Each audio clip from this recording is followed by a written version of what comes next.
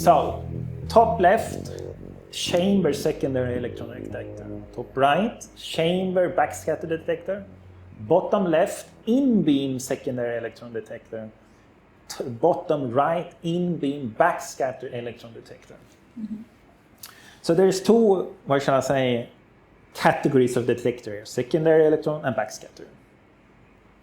The secondary electron detector is called secondary electron because it collects the secondary electrons, and secondary electrons are electrons that are created, or what shall I say, emitted by the primary electrons, which is the beam.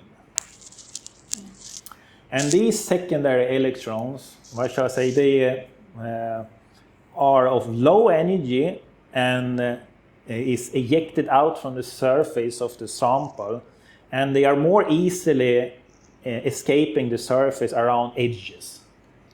So that's why the secondary electron detector gives you, what shall I say, a high contrast correlating to, what shall I say, the structure, the topography on the, what shall I say, nanoscale level. The backscatter electron detector are primary electrons that bunches back, scatter back. Yeah. And they are of high energy because they are scattering, they have more or less the energy of the beam. Mm-hmm. So they go like cannonballs straight back.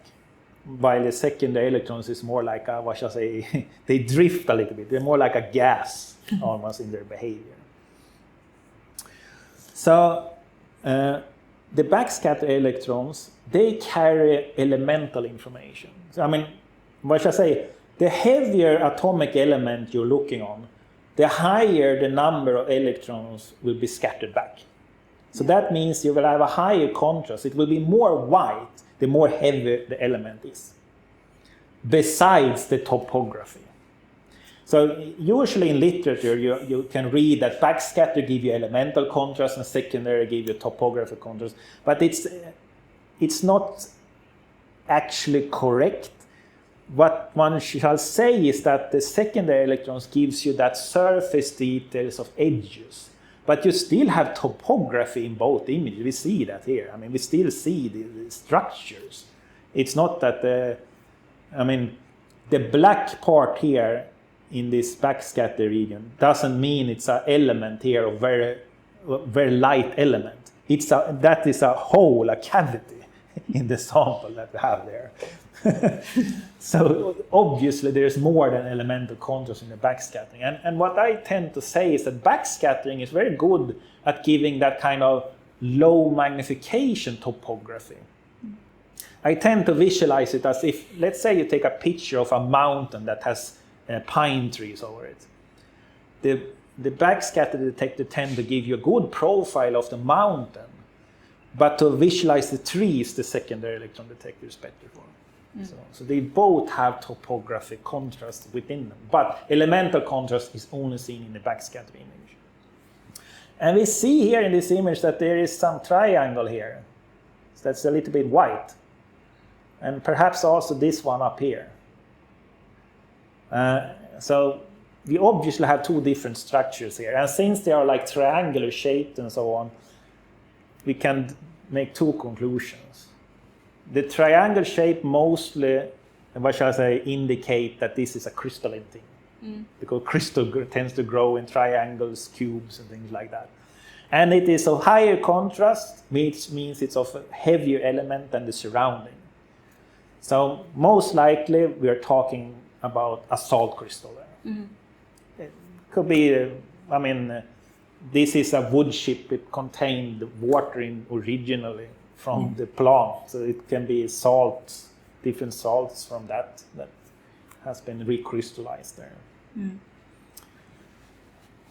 If we look on the bottom two images, we have the in-beam secondary electron detector, and to the left, and to the bottom right we have the in-beam backscatter electron detector. And here, if you compare the backscatter electron detectors, the top one and the bottom one, we don't really see that brightness of our salt crystals.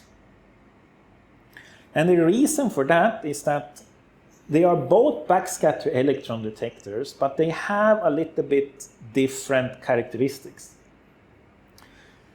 The one that's in the chamber, the top image, that one is, what shall I say, has the advantage of having good contrast of the, what shall I say, elemental wise.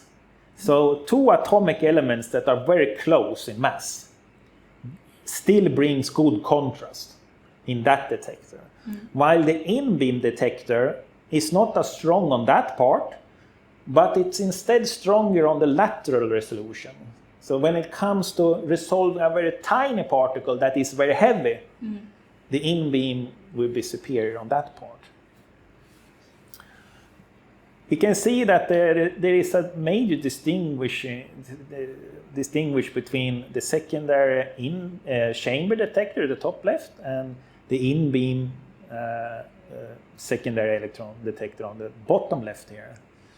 And there's two major things you directly can see. The first thing is that there seems to be charging in the sample. The coating is not so good. We see this glowish light, and we also see some lines.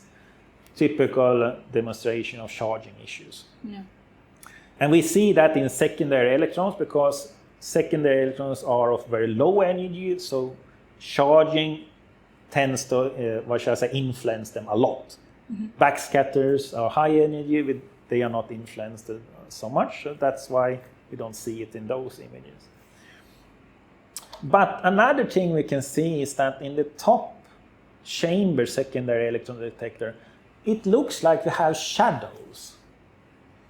It looks like, if one thinks that this is a bird's eye view down onto a surface, you're going with an airplane above, and the top image is like when the sun is setting, and the bottom image is like when the sun is in zenith. There's no shadows in that. Yeah. And this is very interesting in electron microscopy because, what shall I say, how you interpret the image looking on it. You can say that the light that you sort of see in the image, the appearance of the direction of the light, where the sun is positioned, comes from the position of the detector.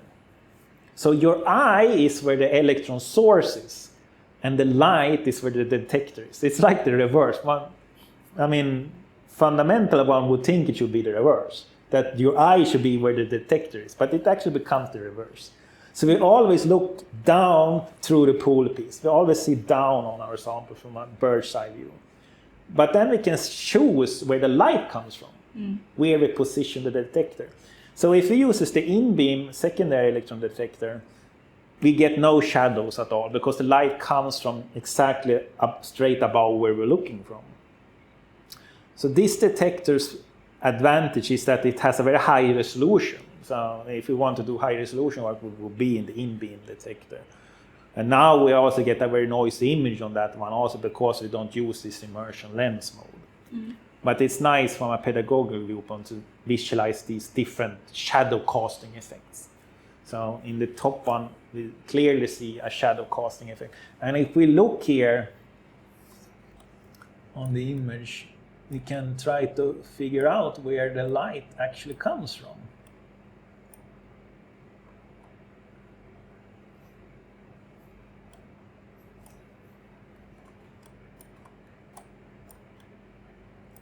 Where do you think the light is coming from here?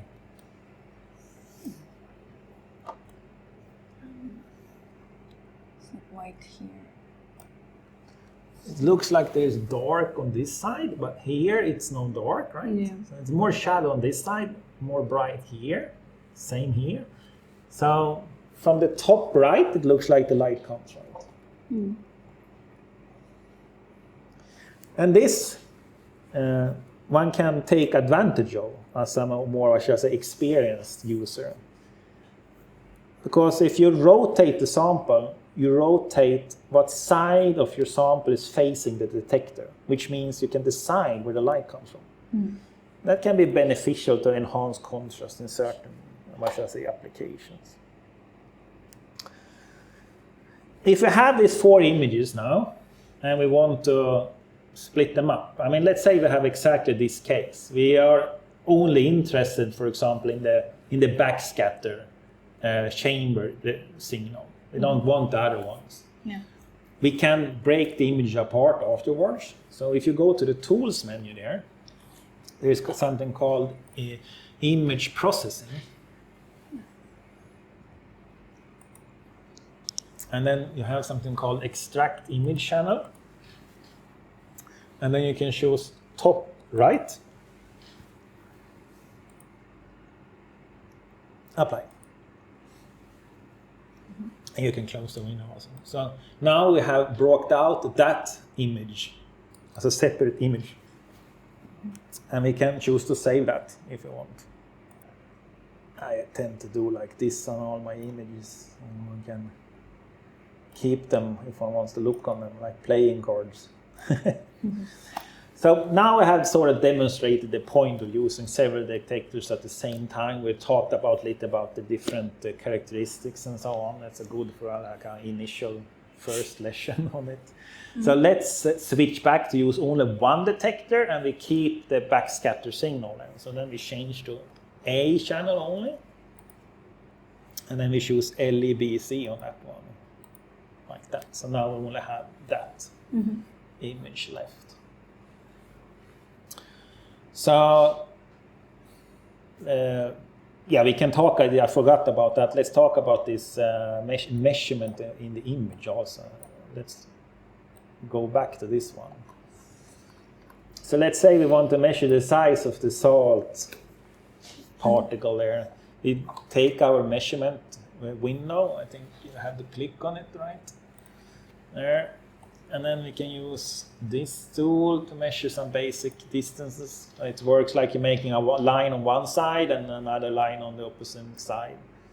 So yeah, you can do something like that. And then you can drag in the white box to make it larger. Now here you can drag it in. No. Keep it like that. And then you drag in this one. Oh, this one. Yeah, then you can make the number bigger. So we see it's 14 micrometer roughly in length, that particle on the screen. And if we want to have that image, that measurement in the image, we just resave it. So if you save this again, and we will.